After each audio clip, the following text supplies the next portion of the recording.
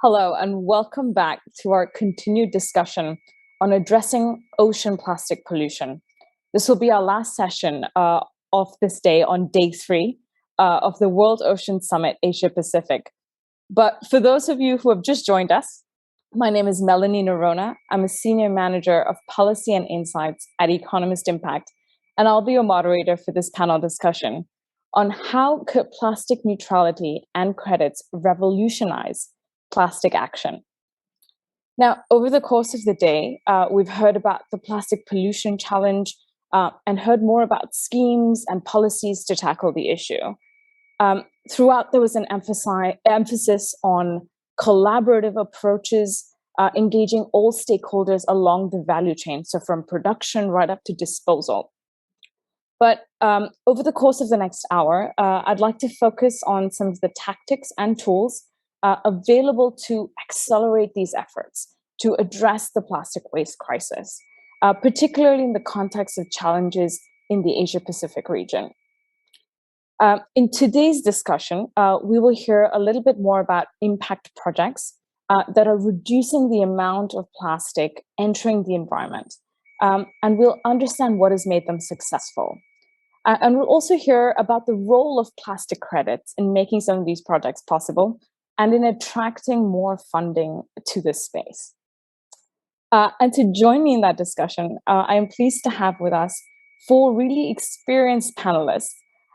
So please join me in welcoming Peter Wang Yamdal, co-founder and chief advocacy officer at rePurpose Global. We have with us Sahiti Snigdha, chief operating officer and director at Waste Ventures. We have Marissa Drew, chief sustainability officer at Credit Suisse. And we have Alini Casagrande, packaging sustainability global director at AB InBev. A really warm welcome to our panelists, and I'm really eager to kick off this discussion. So for our audience, I'd like to structure this discussion into three main parts. So first, I would like to spend a little time understanding some of these tools and tactics that are available. Second, we'll take a closer look at implementation and some of the challenges around that. And finally, how these can be scaled up and some of the other solutions available in the toolkit to achieve plastic neutrality.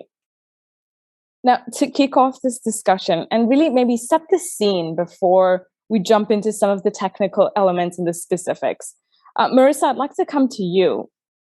Can you tell us, particularly in the context of Asia Pacific, why is waste collection and plastic waste management particularly so difficult in the region? Why is it so complex? Sure. So we often, when we're thinking about how, and we come at this from the desire to scale capital and invest in systemic solutions.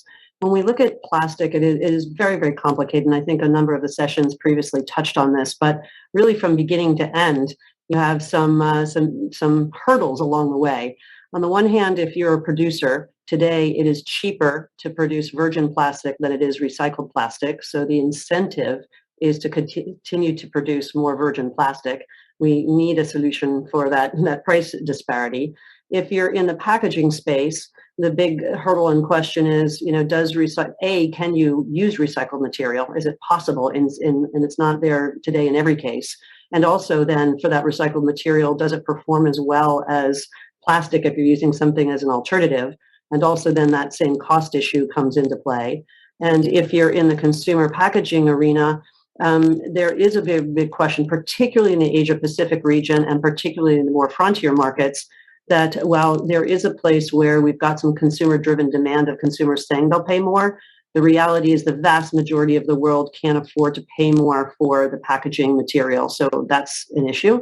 And then finally, kind of at the end, when you are in the waste equation, those who collect today, there are very few case examples where collection is a viable livelihood. And if you have no waste infrastructure, which is a big problem in many countries in Asia Pacific, the only way that you can prevent that plastic from sitting there and destroying the environment is to collect it somehow. And then once you've collected it, where does it go? Is it actually going to recycle? back to that original challenge, or is it actually getting incinerated, which is not contributing to a positive climate environment? So this is why this is so very complex, but I'm sure as we get into this discussion, what is energizing is you've got a lot of great minds and a lot of energy tackling the subject, and that leaves us all hopeful, I think.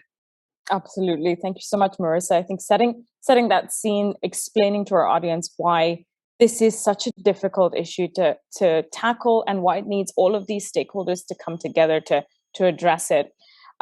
As we do that, I'd like to get perspectives from each of you on that path to plastic neutrality. And Alini, maybe I'll start with you.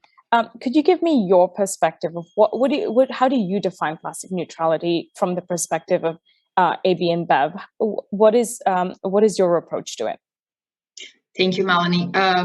I think inside EBI, what we did was we worked together with Corona to understand how we could offset the plastic waste that we were generating. So this would be the plastic neutrality. But more than that, the main goal that we had was to understand how we could, at first place, eliminate the most amount of plastic that we were using. And this is the biggest thing when we consider going to a net zero plastic footprint, as Corona did. So the first thing we did was to measure and understand how much plastic we were using. The second step was to understand how to eliminate all those plastics. We had technology to do so, and to be able to do that, we invested some $1 million behind machinery equipment. For those plastics we weren't able to reduce, now we are seeking for innovations with our partners, with suppliers, startups, and other inventors. And lastly, we go into the collection and recovery of the same amount of plastic that could leak in the environment. And that is how we achieve the net zero plastic footprint. Moreover than that, I think the most important thing is to be sure that we engage with consumers and allow them to also be part of that. And I think this would be like the last mile. That's interesting. And thank you for raising measurement as well. And I will come back to you on that. Peter, I'd like to get your perspective as well on how do you define plastic neutrality? What does it mean? I think my concern sometimes is plastic neutrality just another buzzword?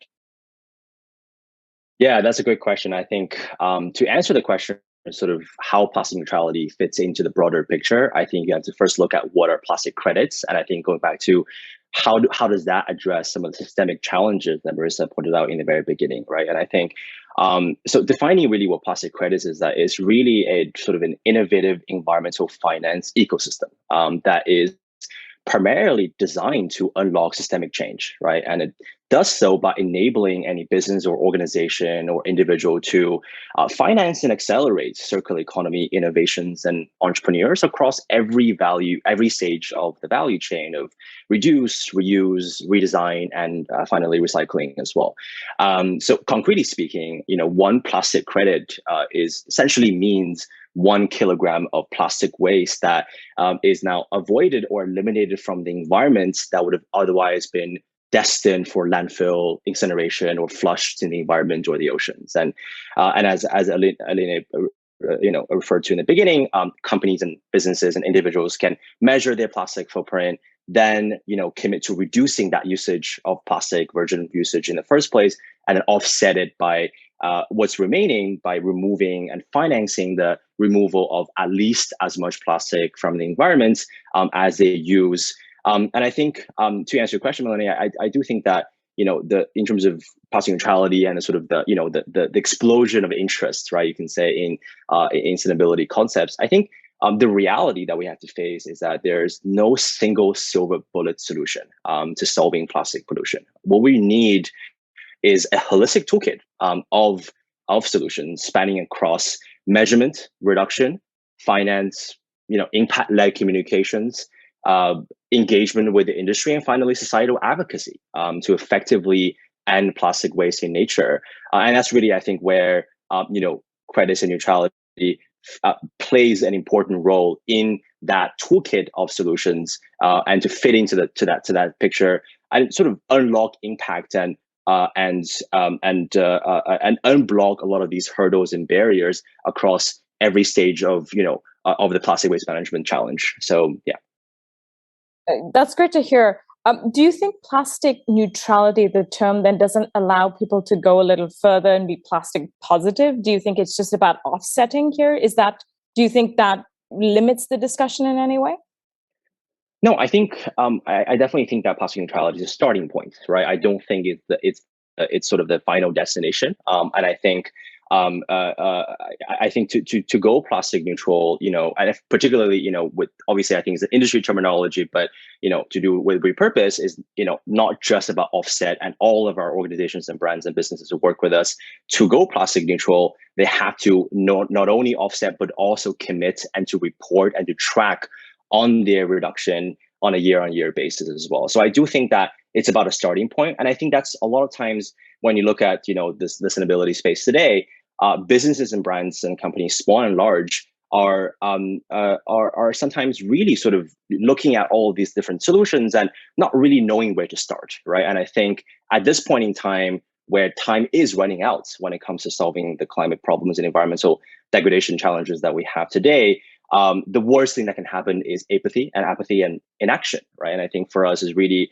providing organizations an on-ramp, and a starting point to help them, measure first. And, obviously, because you can't even take action on a challenge, you can't take action on something that you can't measure, right? So even knowing that in the first place, and then being able to create a holistic systemic roadmap to take action across all these different areas of plastic action that I outlined earlier just now. So yeah.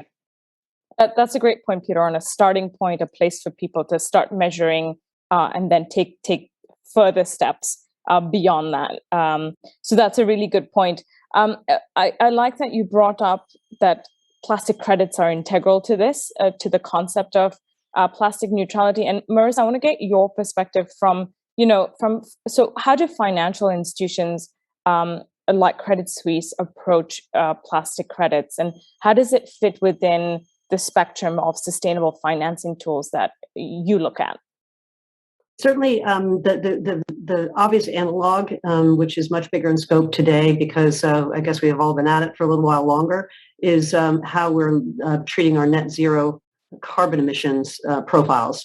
So, post-COP, there's been a proliferation of people committing to net zero. Some 2,500 companies have committed, of the largest and most important companies in the world, especially to using science-based targets. But if you think about the principles behind that, and it's exactly what Aline was saying, is that you've got to start with reduction of your own operations. That is, you've got to reduce the emissions that you produce. And the concept, at least philosophically, is then for the hard to abate or impossible to abate tail is then when you move into this offsetting world, because that means you've gone as far as you conceivably can go. And that's your sort of almost duty to society, is to get it down. Then for that last bit, you've got the offsetting piece. And then there's two forms of offsetting. There's carbon avoidance, which is sadly today about 90% of the market. And then there's carbon removal. So that's the action-oriented step to go that step further to take it out. And I think this is the exact same analog that we look at here, which is the credits that Peter's talking about. Is it leads to an action point. So if I'm going to be working with Peter's organization, which we do, we know that if we're having this credit, the double whammy is happening. We've got the reduction in usage, and we've got this coming out of the biosphere. So I'm not sure if I'm answering your financing question, but I like the fact that number one, the credits are not allowing us just to keep doing business the old way and let's buy a free pass to keep doing it. That's really, really important philosophically. And secondly, we're actually attacking the problem. And then the finance community, how do we think about that? We love tools that create incentives, because if we believe that a sustainable world is the only way forward, capital likes to flow where they know there is a raison d'etre. And if you're solving a systemic world problem, by definition, you're creating a sustainable business model. And so that's where I think the capital markets and the finance flows are destined to head. That's great. Thank you for that. And I want to get back into those questions about sustainable business models and profitability as well a little later in this discussion. But Sahidi, I want to hear from you as well. Now, removing and recovery of plastic waste is such a big component of making plastic credits work. So especially in India and Asia, where there's a large network of informal waste pickers, how do you get organized? Can you tell us a little bit more about the impact your organization's having? Definitely, but before I delve into that question, I've noticed a common thread in our discussion with Aline, Peter, and Mercer, and I'd like to share my experience here as well. We've all talked a little bit about how plastic credits and measurement leads to reduction. I have also noticed the opposite is true. Once the recycling or the offsetting starts, it can go back and lead to further reduction. We have seen that one of our clients, a very big search engine client, which is a common name in all households now, they started with recycling with us before plastic credits was in the picture.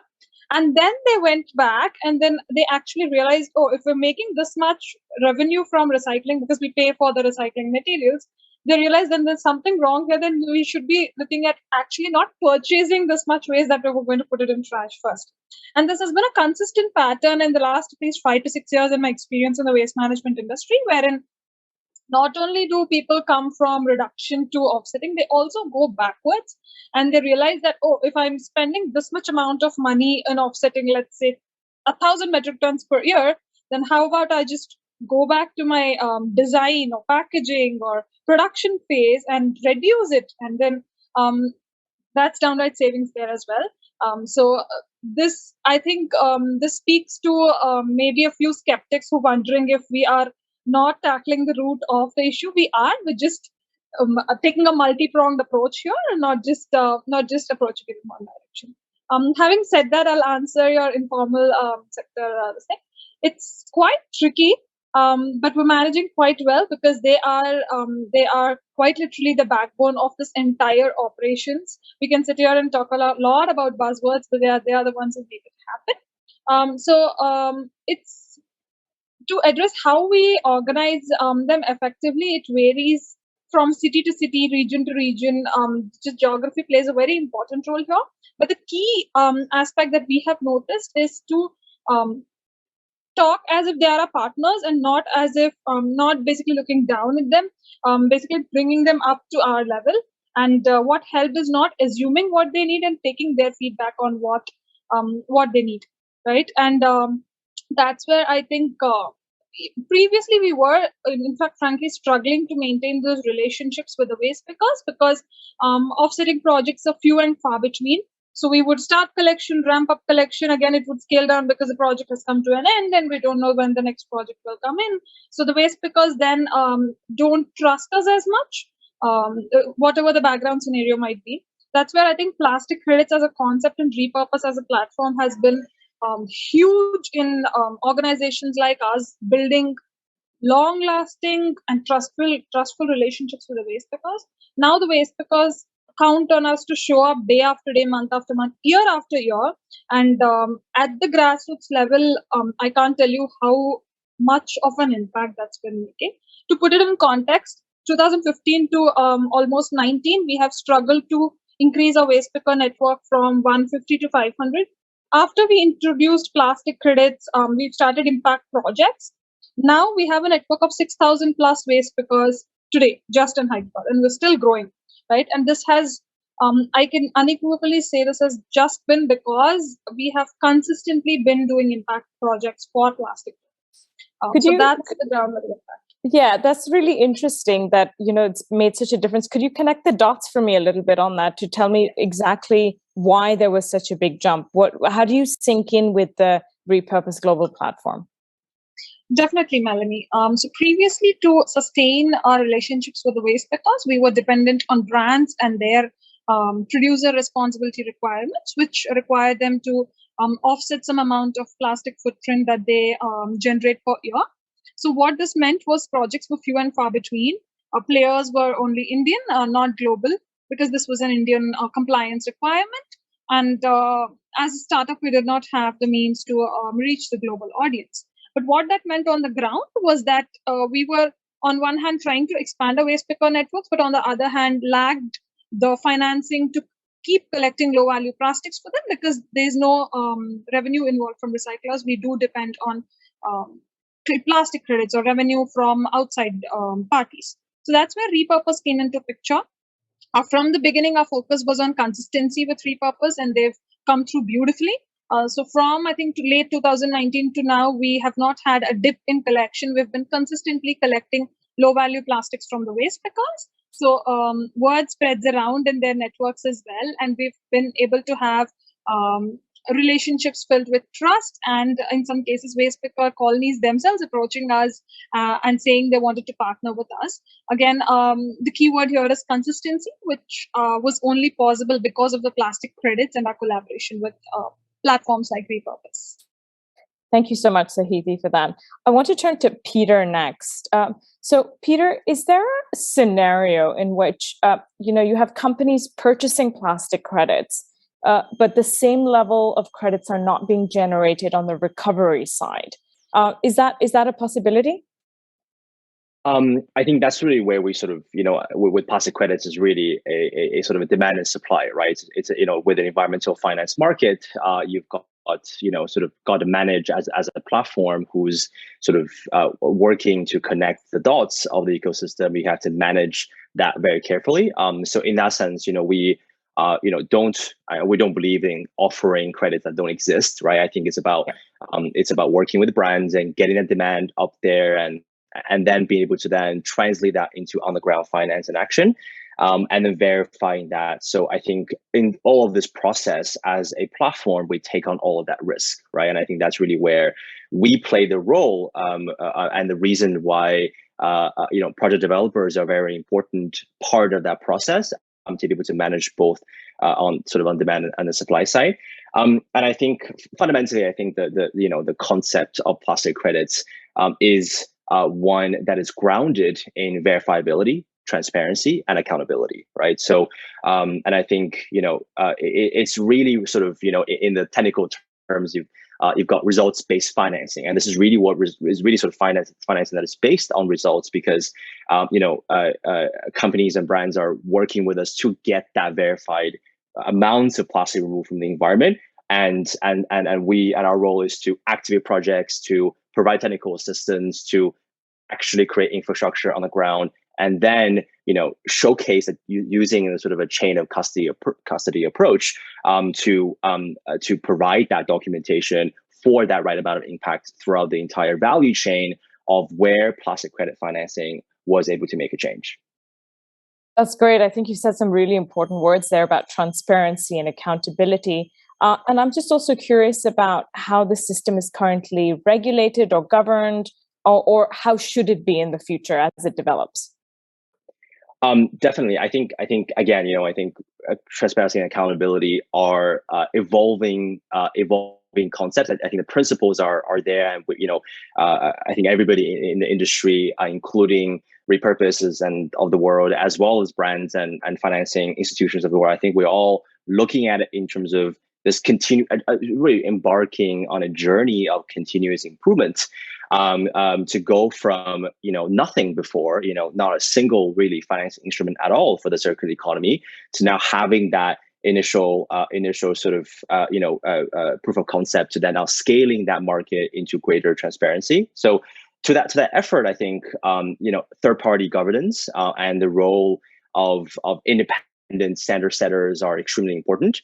And I think with rePurpose, we have been very engaged from the outset of the market in working with standard setters, including, for example, with Verra, which is previously known as the VC, as a verified carbon standard, one of the biggest standard in carbon credits. And we worked with Verra and the 3RI to sort of contribute to their effort of putting out the plastic waste reduction standard, which has now becoming the industry governing standard around what are plastic credits and how they're supposed to be generated, and the documentation requirements and transparency needs of where it should be. And I think that effort will continue to happen, continue to proliferate, and that will come with increased demand, and that will sort of propel the sector forward to sort of with healthy competition, to provide even more transparency in the market overall. That combines not only standards and documents and codes of conduct, but also include a whole chain of offline, online technologies, right? That provides that example as well. So, for us, we are very keen to implement sort of Internet of Things, IoT technology on the ground to actually track that waste in a digital capacity and to work with other partners to increase that transparency within our supply chains as well. Thank you, Peter. I think, again, you've made important points and shared this information with the audience because governance and verification is an important part of this conversation. I want to get to some questions on measurement. Again, it's a difficult element and it's an important element in determining the amount of plastic credits that need to be purchased. So, Aline, I'll come to you. Again, so if you can tell us a little bit about how your organization goes about measuring your plastic footprint. What do you think are some of the key lessons that your organization has learned through this experience that you can share with others? When we started this project with Corona, actually we started in 2019. Measuring and understanding our footprint, but this was an internal assessment, and it helped us to identify where were the areas that we should focus on the coming years, and that we use that data, right? But to be able to disclosure that, and I come back into the transparency piece, we wanted to be sure we were measuring that against a standard. So we hired Self-Poll that helped us to do this measurement internally and helped us to measure against the 3RI plastic stewardship guidelines as well, to identify that if we were doing the right thing and if we were really able to prove that we were achieving the net zero plastic footprint. So it was really important to get connected with the right partners to help us to measure it properly, and also to help us be sure that we were putting out there the right data into our consumers as well. That's great. Working with partners who are knowledgeable on this can be helpful for corporations as they go on this journey. Marissa, I want to turn to you to continue this conversation about measurement. It's so important, especially given the concerns around greenwashing. As companies claim to be plastic neutral, are they doing it accurately? So, and investors obviously would be most concerned about this. Does Credit Suisse have any framework or approach or guidelines to assess whether these are being measured accurately, or what is the thinking at Credit Suisse on this? I'd actually take it back beyond Credit Suisse and just speak on with the lens of the investor, because the challenge, you have an enormous wall of capital that is very much looking to try to invest in sustainable solutions, particularly systemic, and the investment community wants to do this at scale. But what is required for markets to scale, it is that transparency and comparability of data and the confidence that the data is robust. And what prohibits capital from flowing is when any of those pieces don't work. So when we can have an understanding that what you're measuring is accurate, that what you're measuring is comparable. So if an investor is looking at Aline's business or her competitor, and she is producing a report that says, here's my plastic footprint, you have the ability to say this is an apples to apples comparison, so I can make an informed choice. So then if I translate it to what Credit Suisse is doing, we're trying to promote all of the above. So what we want to do is have a common agreed set of principles that will be broadly adopted across the market. And then you create that confidence so that each time an investor makes a decision, they don't have to learn a different methodology for each company. So that's our approach. It's harmonization, robustness of data, comparability of data, very simply. And then that allows us to invest, our clients to invest. And we see it in, maybe I always like to use examples of where you've seen scale happen. If you look at the green bond markets, it's now $1 trillion volume market. Why? Because you have sort of green bond principles that are understood. You have the third-party verifiers, just like Peter was talking about, that say, I'm not asking the company to say it's good enough. It's a third party coming in with objectivity. And when those enabling conditions happen, then we created this massive market. And there's no reason why it can't happen here if we do it all right with those pieces. That's great. So comparability of data, accuracy, all of that moving towards maybe more standardized approach to assessing some of these elements. What about profitability, though, Marissa? When we were speaking earlier, you mentioned that as well. How does that fit into this? Are these programs profitable, and can that drive investment here? It has to. It is the only way to drive investment, really. We talk about the impact investing community, and oftentimes I think there's this great misnomer that the investor is prepared to take these concessionary returns. But the reality is the investment community is in business to make returns for their stakeholders. And so therefore that's their starting point. Of course, you have some progressive folks who are in the industry that want to be catalytic capital, and they might be prepared to take something less than market, but that's not really a long-term sustainable market that can grow. So there are ways, though, to frame profitability. It's pure profits, but it also can be cost avoidance. So Eileen, I think our colleagues on the call here have talked about this.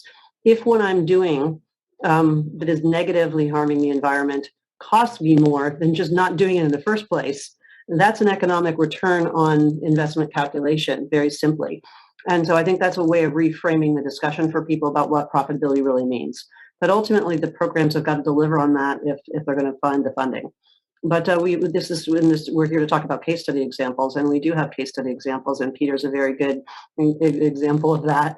And I think maybe at a corporate level, rather than someone who's in the plastic credits world, at the corporate level, I bet you, Eileen, if you went to your shareholders or your board and said, I want to make an investment in redoing my packaging plant, you'd have to make that ROI case. You don't just say, please do it because it's a nice thing to do.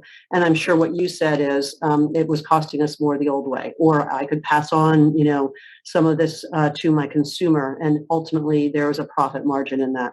And that's probably why you got the funding to do it in the first place. And I did want to add to this point as well on the area of financing and price, right? I think I do think, as Marissa mentioned at the beginning, around price parity, I think that's an extremely complicated challenge that is very much driven by finance, right? I think, and finance overall, I think is just a critical but yet extremely undervalued area of action, I think, on the topic of circular economy specifically. And I think it starts with a realization that taking action and reducing one's plastic footprint is as individual as a challenge in nature as it is a systemic issue, right? That requires sort of collaborative innovation across the entire ecosystem. So, if you look at, according to, Systemic Earth, a report by WWF, Systemic and Pew Charitable Trust, I mean, our world needs roughly at least $30 billion of additional financing every single year in the next 20 years, to effectively end plastic waste in nature. And a big part of that got to go into the commercialization of innovations, right? To go into, through mechanisms like plastic credits, but also others as well, right? To increase the availability of PCR content, to decrease the price of PCR, post-consumer recycled content. And that's not possible if you don't have collection infrastructure. That's not possible without engaging with the massive informal waste network in a global south.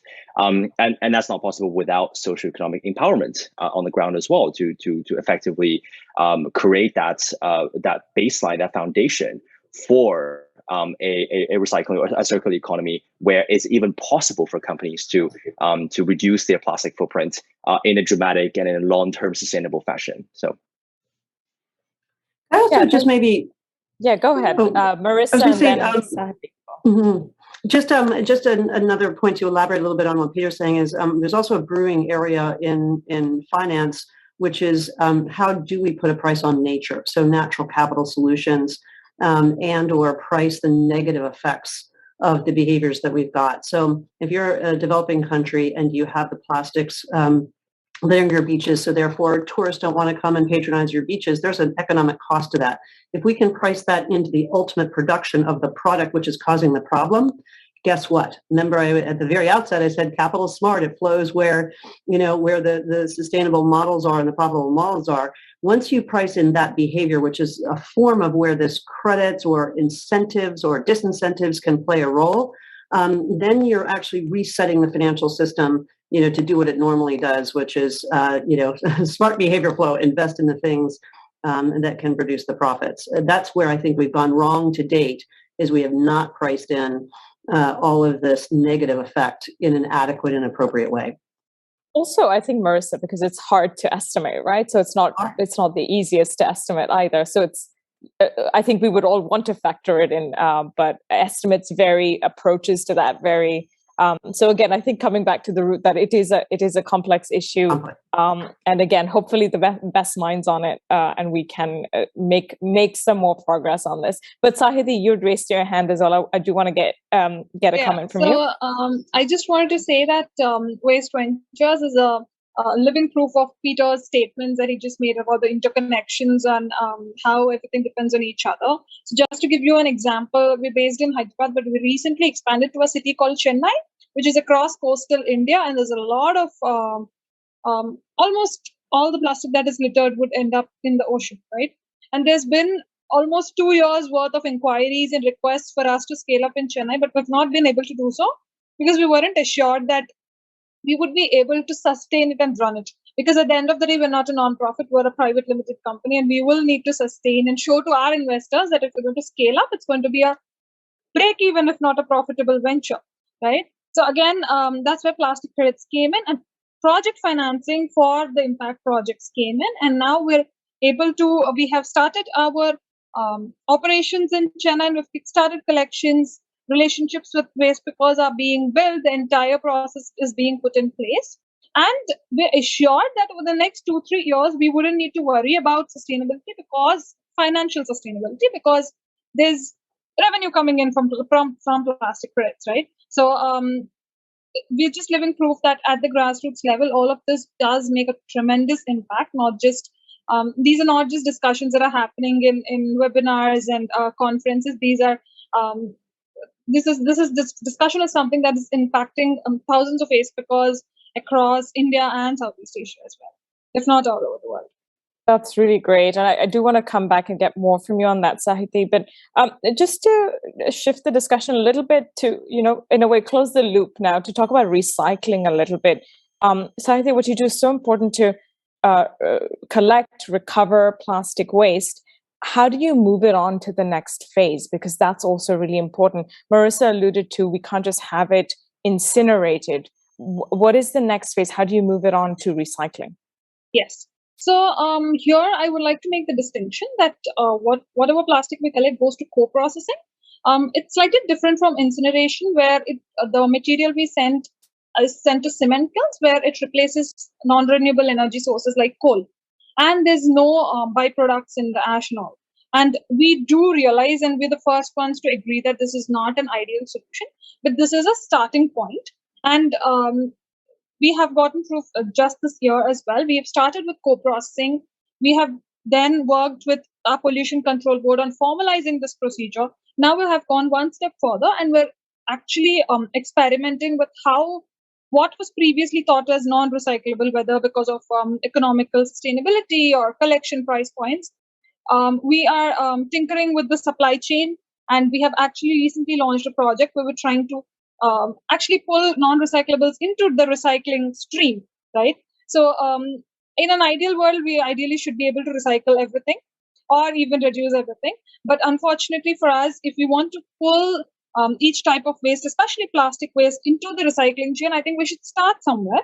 But I do, having said that, I do also agree that we should not stop there. We should always strive to go one step ahead, and that's where having partners who hold you accountable to show up every year on year and show up on those improvements help a lot, because that's where we were also motivated to kind of push the envelope a little bit and then work with our partners on various logistical issues and on-the-ground issues, and see if we can scale up this recycling of what was previously non-recyclable plastics. So these are all a little technical and a little hazy, but just to summarize it, just to say that the equations are changing every day. What we speak about today may not be true next month even.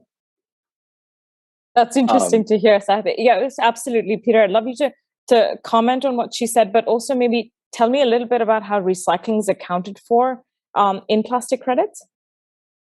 Yeah, for sure, definitely. I think to add to what Sahiti was saying, I think the broad principle of where plastic ends up, right? In terms of in the world of credits or overall in terms of waste management, is the reality we have to face is that not all plastic waste is born equal, right? So you've got tons of plastic that is really recyclable, but then over 91% of plastic today is unrecyclable. So how do we deal with that, right? So it's really looking at, for each material and polymer type, what is the best environmental end destination that should be managed for that particular piece of material. And I think that's exactly the principle that we follow day in, day out with rePurpose, but also with all of our impact projects and others as well in the plastic credit ecosystem, to manage that on a regular basis.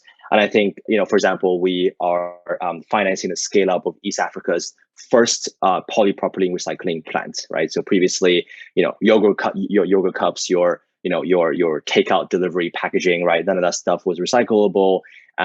Without the infrastructure and without both the collection infrastructure or the state-of-the-art technologies and the machinery and the equipment needed to do so. So I think part of one of our projects that we're working on with Grove Collaborative, one of America's largest natural and home care product e-commerce platform, is to finance that scale up in Kenya, and doing so across and just funding sort of that recycling infrastructure, both collection and recycling infrastructure, including also building Colombia's first sort of end-to-end collection all the way to recycling decentralized supply chain. And I think going back to sort of what we talk about, sort of recycled content, right? I think it's important to realize that we're never going to be able to, and companies across the world are not going to be able to meet their commitments of PCR content if we don't have the collection and the recycling infrastructure to do that. And right now we need a more horizontal sort of mechanisms to empower that in order to deliver on PCR recycled materials, which is what is desperately needed to accelerate towards a circular economy. That's great, Peter. And I think you've segued very nicely into that last segment. And well, time is flying as well. And you've touched already on this issue, the next topic that I want to touch on, which is about scaling up some of these and then looking at other solutions in the toolkit as well. Any additional thoughts, Peter, on that? You talked about a project you're scaling up, and earlier you'd mentioned that decision makers need to step out of their comfort zone and take action. What's holding them back? Any point you want to add to what you've already just said? Yeah, definitely. I think we're really excited. I mean, I think over the past 2 years, we've grown into now removing over 11 million pounds of plastic waste from the environment every single year across our projects and collaborations in 3 different continents, and I think 7 different countries. And that we calculated, I think it was literally about over 800 plastic bags every single minute, equivalent of plastic, which is really exciting, and we just want to just really excited to be continue scaling that up. So we're now building infrastructure in India, in Kerala, in Chennai, in India with Waste Ventures India, in Kenya and in Colombia. So doing that and just going much, much deeper in our engagements, in our impact, and not just sort of look at horizontal scale, but really look at, sort of really how can we make an evergreen impact wherever we sort of have our projects. But I think on an overall basis, to your point, in terms of where does our world need to go, and where do our decision makers need to make create more action? I think is really looking much beyond just the existing buckets of environmental action. I think there's been a lot of focus, and there needs to be a lot more focus on measurement and on reduction. But I think the things that measurement reduction are not the only pieces, right, of environmental action that companies, brands, governments, organizations need to enable. And there are critical pieces like advocacy, policy advocacy, like communications, not from a marketing perspective, talking to consumers, connecting with consumers. That's very important, as well as communicating to consumers, not just about what the business has done, but what can we do together, and not look at it as sort of here's the business and here's the consumer, but how can we together make an action? And I think that's where Corona and AB InBev has done a great job in terms of being able to connect with consumers on a grassroots level and say, hey, we are net zero plastic, but you guys can also do this by calculating, measuring, offsetting your footprint to join our brand's journey. and spurring more action through getting to the consumers in a very level capacity. And then finally, finance as well is extremely important. So I think this is really, I think for me, the lessons is really about stepping out of the comfort zone of what we're used to so far and looking at these new and emerging areas of environmental action that has additional potential to unlock systemic change in a way that is desperately needed in our environment today. Aline, would you like to add something to what Peter just said about the Corona, the project that you've got going on, particularly from the perspective of how do you communicate it to consumers? I think you brought up a really important point, Peter. As there are concerns with greenwashing, then consumers also want that transparency and they want to make informed decisions. So, Aline, how has AB and Bev thought about that? When we were doing this announcement on the net zero plastic footprint, we connected with organizations, and we also developed augmented reality tool that is called the Plastic Reality. You can search there in plasticreality.com. And the idea was really to engage consumers to not only share that we had achieved ourselves, but mainly to invite them to also take action, as Peter was mentioning. So we want to enable them to also be part of the journey. And to be honest, Melanie, when we engage with our consumers, the most thing that we hear is they also want to be part of the solution. So we hear this so much, and this is the augmented reality was a tool to enable them to be part of that and to take action as well. So when you get into this tool, you get to see your own footprint, and you get to take action, a few different actions, and indeed even supporting projects as the rePurpose one, but also like taking other type of actions on reducing our own footprint and so on. So this was our way to connect with consumers, but also we invite our other CPGs as well to think about it and help consumers to also do something on their own plastic footprint. That's great. That's great to hear a really concrete example from you, Aline, on that one. Sahiti, I want to continue this conversation about scaling up. And what I want to hear, and you mentioned this earlier as well, that there's been a real impact on the waste pickers' lives, on their incomes. Can you tell us a little bit more about those clear benefits that have come out as a result of programs like this, of using plastic credits, of your current project? Because I think that will be important in making the case to scale up. Definitely. Before we started collection of low value or non-recyclable plastics, and typically an average waste picker in Hyderabad used to earn around, let's say 100 rupees per day per family. So the man of the house goes out, brings the waste, and the woman segregate, and then at the end of the day, they sell what they can. Now, they couldn't sell the low-value plastic, so what ended up happening was this was mixed with the food waste or whatever residue and landfilled, sometimes openly burnt as well. Again, I don't need to stress on the hazards of that. But what we have been successful in doing is pull out whatever was being thrown away and showing them that this adds value to you as well. And through consistent efforts over the years, now we notice that the waste pickers that we are partnered with consistently earn at least 20% more just by segregating and collecting low-value plastics. Even though the volumes, the weight of the low-value plastics is really low, the prevalence is such that, at least especially in India, it's such that they are able to make a considerable impact just by segregating, right? And what happens is now more and more plastics are out of the mixed dry waste. So the open burning instances have decreased as well, which has led to an increase in their living standards as well. That is number one. Of course, a direct increase in their income. Secondly, we are not just their recycling partners. We also build long-lasting relationships with them. So we have been able to push our brands, and rePurpose being one of them, to consider socioeconomic projects for them as well. And because we all come from a place of wanting to do something for the informal sector, we've been able to connect the dots and do parallelly projects that help them out, as well as empower them financially. So just to give you an example, in COVID lockdown, informal waste pickers were one of the worst hit populace in Hyderabad especially. With the help of companies like rePurpose and some of our other partners, what we've been able to do is support almost 6,000 waste pickers for 3 months with grocery kits, sanitation kits, and whatever they require. And we have included a plastic collection aspect to this as well. We said we do realize that you're facing revenue issues. So we will give you an advance through which you can fulfill by returning plastic to us.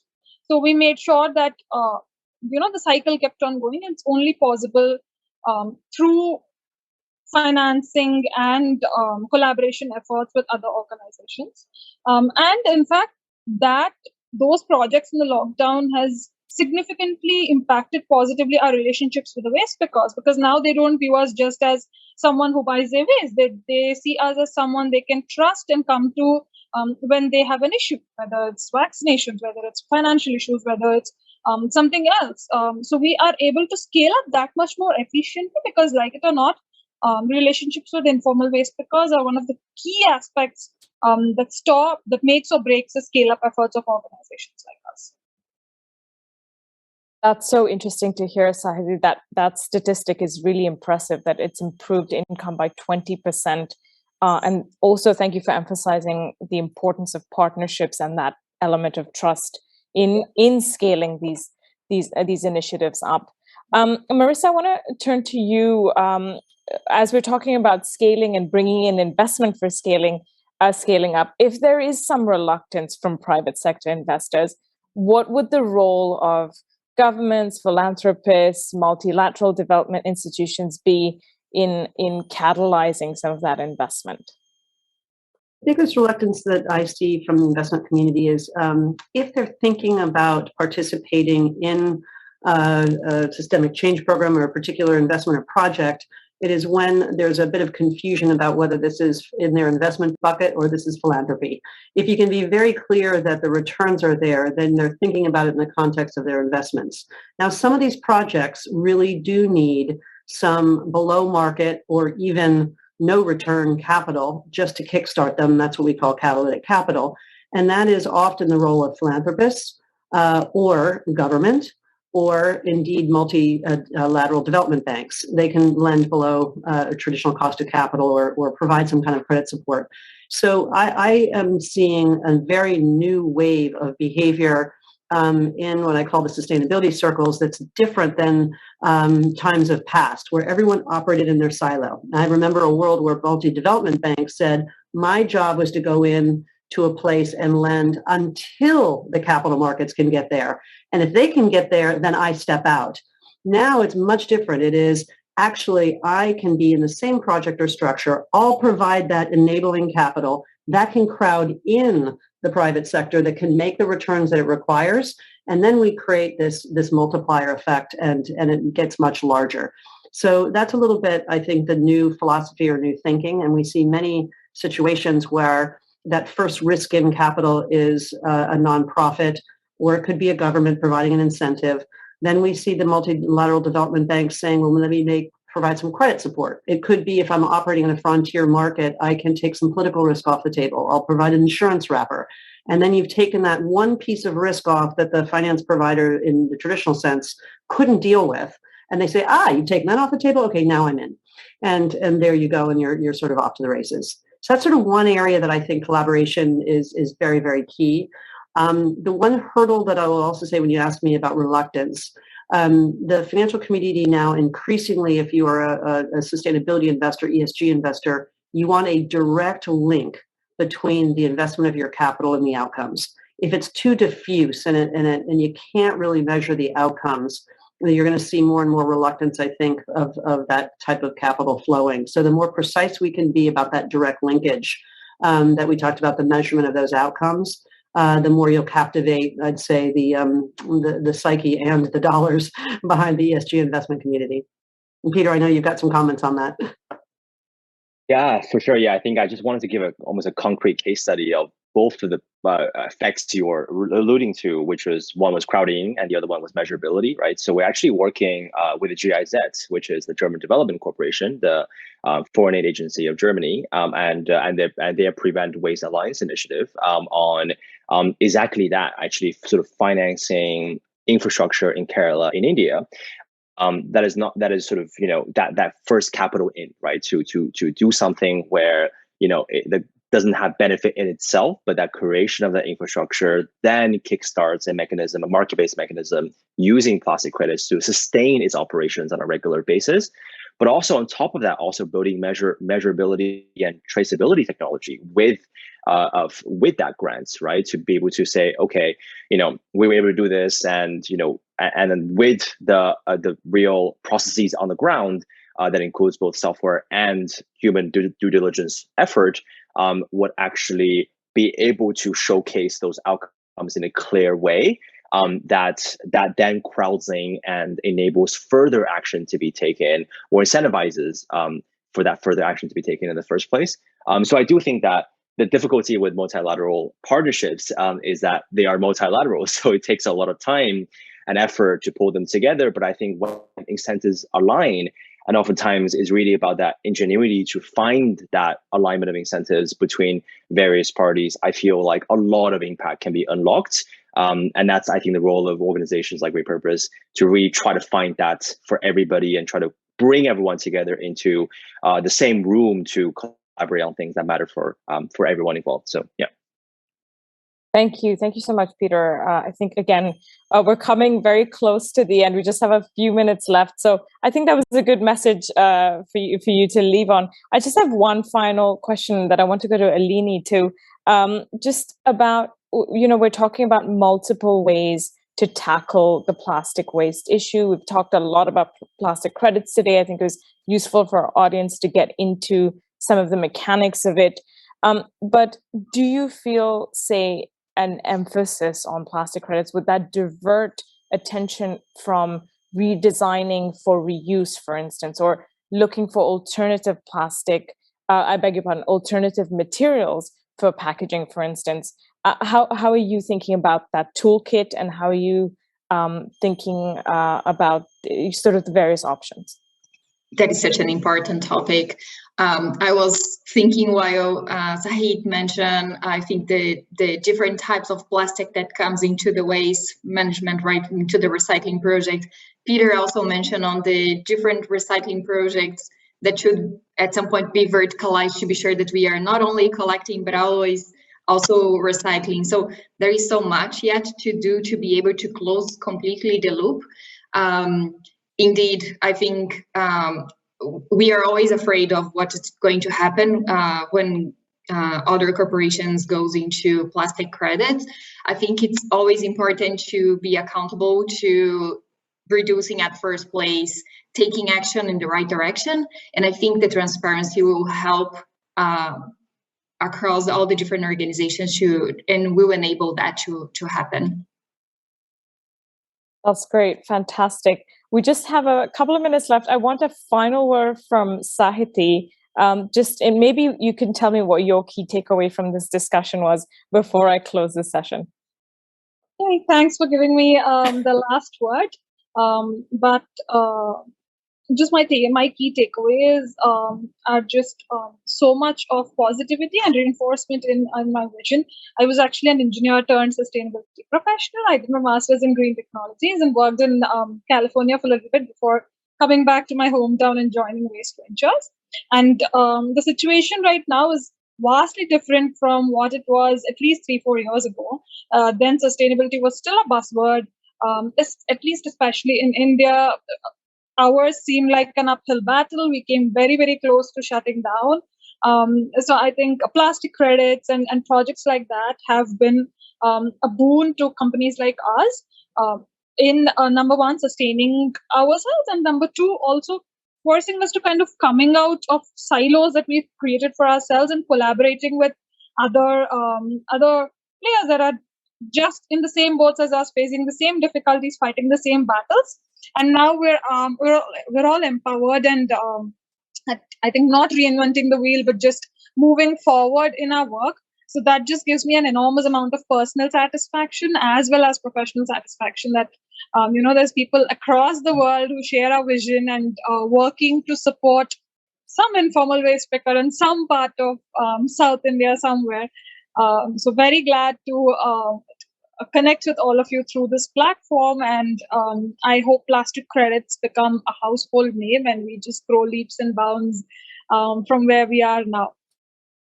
Thank you very much, Sahiti. And thank you to all of our panelists. I think it's been a really exciting discussion for me, particularly. I think my key takeaway was the importance on measurement, on transparency, to avoid concerns around greenwashing, and then to have comparable data so that you're comparing apples to apples, Marissa, as you said. And I think maybe the most encouraging element is that all of these projects have a real impact. And thank you, Sahiti, for giving us evidence of that. And so thank you once again to our panelists. Thank you to our audience for joining us. Please do join us tomorrow for day 4, which will kick off with a finance-focused panel titled, Will Blended Finance Tip the Scales? The next event in this series is the World Ocean Summit, which is taking place in Lisbon, Portugal, between the 1st and 3rd of March 2022. So we welcome you to join us there too. But until then, we'll see you tomorrow for day 4.